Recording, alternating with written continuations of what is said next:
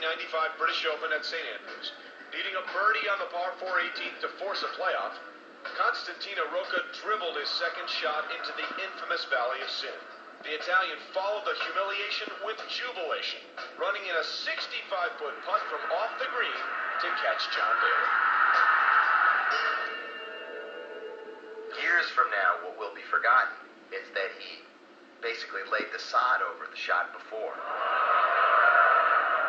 He looked like a 20 handicapper on the shot before he duffed it. Just the look of horror on his face portended that there was no way that he had any chance on the next putt. And there's John Daly with his wife looking on. If Costantino Rocca doesn't make it, then John's going to win the British Open. He was celebrating. They were hugging, and John had a big smile on his face. All Rocca has to do is miss this impossible shot, and John Daly is the champion of the British Open in 1995.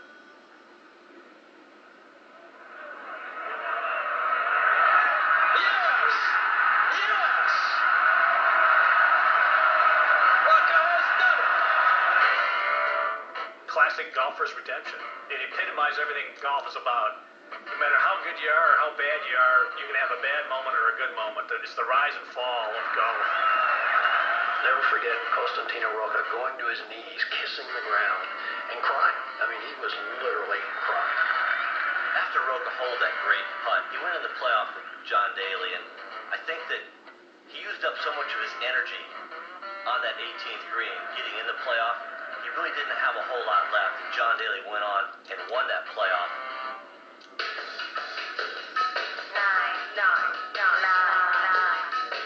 At the 1995 U.S. Open at Shinnecock Hills, Corey Pavin, leading by 1, faced a daunting second shot of 228 yards on the final hole. He sent the ball boring through the wind, and it settled only 5 feet from the cup. While he missed the birdie putt, his par was enough for a 2-stroke win over who else? Greg Norman. I give Corey so much credit. It was a very tough day to play. The greens were hard as a rock, and it was very breezy. Wind was into the players and from the right. Corey, not one of the longer hitters by any means on the PGA Tour, was left with a long second shot. Greg Norman was on his heels. He's got to make a par to really ice this thing, and he pulls his forward out and knocks it up the green, and it looked like it was going to go in. It broke off to the right.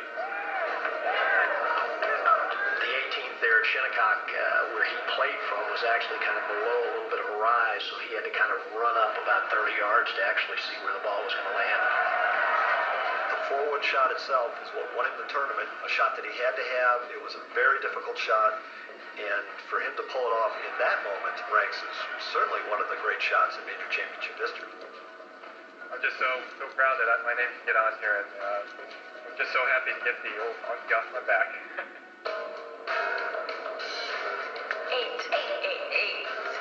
You know, the Masters doesn't go very long without providing you with something tremendous. And I think that going into 1986, the air was pregnant for something really dramatic to happen. The only missing ingredient was Jack Nicklaus. Everybody thought he was done. In the final round of the 1986 Masters, the Olden Bear became the Golden Bear again. After bagging an eagle, 46-year-old Jack came to the 170-yard par 360, a water-shrouded hole that had rewarded him frequently. He stuck a 5-iron 3 feet from the hole. That birdie was part of a back nine 30, and the man whose time they said had passed them all.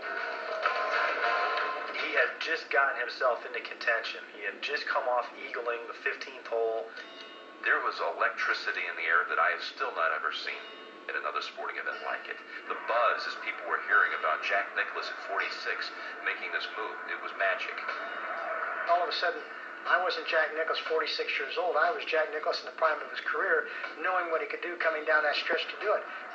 Well, Jack steps on 16 and he can smell blood. And when the bear smells blood, you always get the best out of him.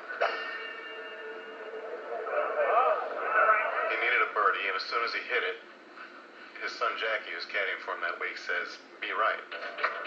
He picked up his tee as calm as can be, winked at me and said, "It is." Now, why I would say that? It's because I knew.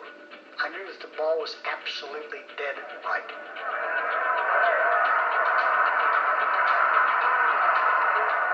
And in my life, I've never heard golf galleries like that. It sounded like the most raucous football crowd you could possibly imagine. Bob Tway and myself were in the twosome immediately in front of Jack Nicklaus and Sandy Lyle, and the hair on the back of our necks stood up. That's how loud the roar was.